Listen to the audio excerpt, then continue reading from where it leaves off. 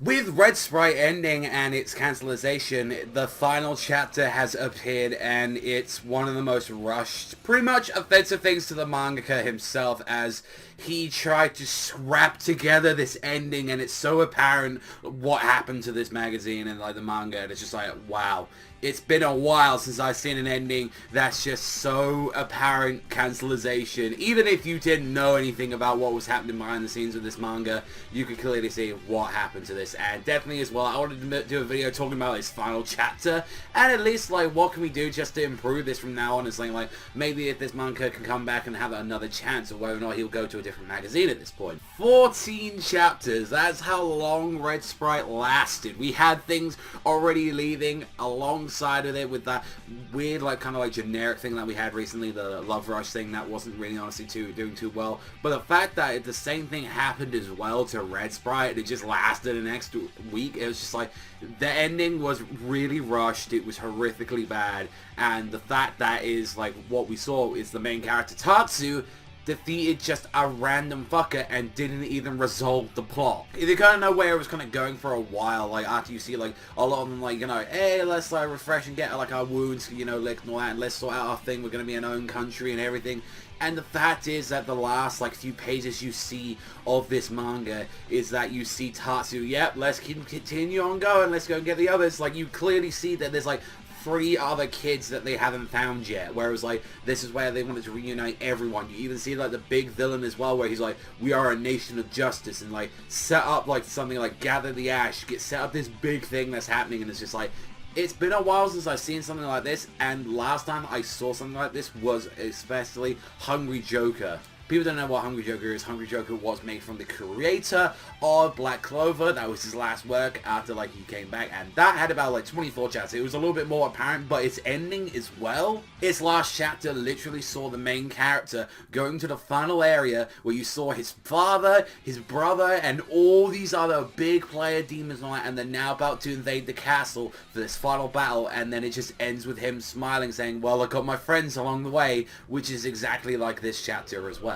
There were other mangas like this as well. I'm pretty sure a lot of people don't know about the My Hero Academia's previous work. I don't know how many people remember this series, Barrage, that I'm holding in my hands. This was something that was actually had a lot of potential. I generally, actually, no word or lie, if we're talking about the first couple of chapters of which series I'd go with Barrage. I way preferred Barrage than the first odd couple of chapters of My Hero Academia.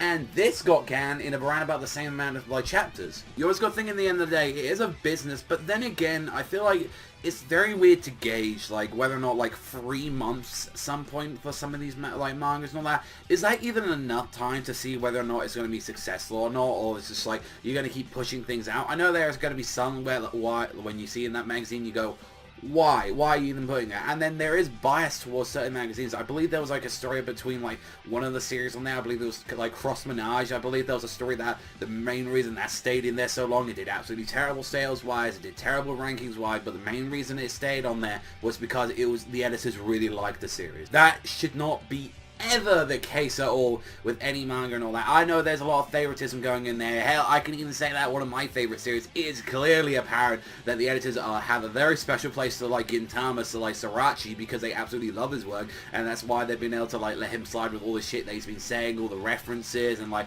a lot of the time that he generally does get into trouble with his magazine. But then again, like businesses shouldn't be like handled that way, and I feel like this did have something potential. Maybe you could just say that as like, oh, I'm just so upset. But the guy has had 2 series so far, which have both had the same abrupt cancellation. They had Iron Knight, which I still think that Iron Knight was a little bit better than this one that he had, but this one still had very potential as well. And it just really upsets me, the fact that it's like you do have these series and these mangas, and it's like the fact that they're gonna have to do what Yuki Tabata did. Like Hungry Joker was very unique, and it was very, you know, like high play. It was using scientists, it was using like all this clever play, and like had a really interesting character and world.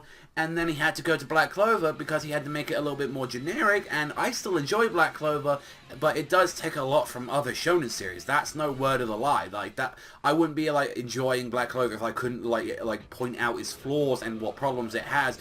but that's the way how he got accepted into the magazine. It had to become more generic. So, oh yeah, we had the big titty characters in there. Oh yeah, we had the plucky, young anime character that has like his 2 swords and he's never gonna give up. That's his ninja way. Like, you have all this stuff, and then you think with Tatsu, and it's like, what did he really have apart from, I want to find my kids? And it's like, oh, I had this one little like joke where it's like, I can't drink wine. That's a cool little like thing, and all that. You don't see that many with other characters. Like, oh fuck it, I'm gonna drink and I'm gonna enjoy myself. But I think it's just like they're having a hard time. It's like, can we even market this character? Can we even do anything with it? And I think like they don't give them at all a chance. And I think like even they should take a little bit of advice from what I believe what comics like in the US do. I think they even give like, most comics normally have about a 6 month run or so. I think they normally have about like 6 chapters or so. I know they're monthly, but even still, that's still a little bit like a longer time, like even 24 chapters. And if you can tell like, hey man, your series is tanking a little bit and all that, maybe you might start like, you know,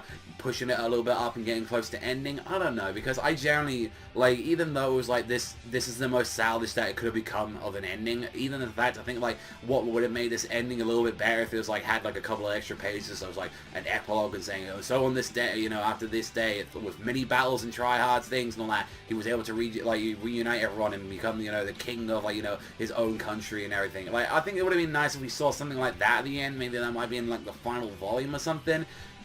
It just upsets me because this guy's probably going to come back with another work and it's probably going to be bland than the other, and guess what? Jump is probably going to accept it, and that's really pisses me off. That's a fact. Other than that, like, I mean, it's 14 chapters at the end of the day, so if you guys want to read Sprite, do it. Like, Shonen Jump has all of it out available, but that sucks. That generally sucks. And it's like, what about the new series? Like, I wouldn't be honestly surprised at this moment. Like, what if Demon Glands? Like, that's probably going to tank in like 13 chapters, like, or so. Like, I wouldn't be surprised if that just immediately happens. But, and that really is weird that we had Love Rush and we had Red Sprite, and the only one that was able to survive it was ironically the first one that came out. It was actually Promised Neverland was the first one to survive, and it was the most popular, and I still think Promised Neverland is the better of the 3 series that came out. If we're going to go by an order of quality, I generally think it was that Promised Neverland was on top for the brand new like shows that were actually of high quality, and then you got Red Sprite, which was enjoyable. It had its few little issues here and there, and I generally wanted to see where it could go. And then it tanked, and then Love Rush was just the most generic, bland shit, like trying to be a replacement to Nisekoi ever. It tried to be Nisekoi, it tried to be To Love Ru, and it just did nothing. And that was the thing where it's like, yeah, guess what? That was bland as fuck, and it tried to do the same thing as like what Black Clover, where you try to make it bland, and look what happened, it tanked immediately, because it wasn't fun, it wasn't interesting. So there's a little problem there. To make these series more bland, and then look what happens. There has no interest. Like, why would I read something like that when there are like better things already out there? And that's what I'm worried about. And it's like, we have no idea whether or not they're going to do well anymore. And it's like, the unique ones and all that, well, they could be going down the shitter. But it's like, as we always say at the end of it, and I'm going to kind of lead off the video with like this, at the end of the day and all that, we'll have to honestly see what the future of Shonen Jump is, because Shonen Jump is just taking out all of the old series. You've got Gintama ending, you've got One Piece is still hanging around for another trillion years, who knows when Haikyuu and Soma and a few of these other series are going to die, and we don't even know whether or not, like, we'll see, like, My Hero Academia even survive after the 2nd season or not, either Clover as well. Like, for all we know and all that, they could just come out of nowhere going, oh, season 2 tanked of My Hero Academia, cancellation. Like, we could just honestly have that. So don't be surprised if one of your favorite series just quickly gets cancelled at the end of it. Like, at the end of the day, fuck Jump. It's a business, I know, but I think that for like at least that 3 months is a bit too much to gauge an interest on that. But like, we'll have to wait and see and all that. And hopefully, if anything, I hope this guy comes back with another work, and I hope it's a little bit, you know, like something else and all that he brings up to the table. And even that, it's like, just leave, just go to another magazine. And that's the problem. Jump is like the most popular one, and that's the only way you get real attention, and you'll really like point your nose out if you actually slide in there. But that's all from me. I want to thank much, which is always let me know what you guys think about the ending of Red Sprite. Did you enjoy it and all that? Was you a little bit upset that it got cancelled? I want to see what you guys think in the comment section down below. But that's all from me, and I'll see you guys next time.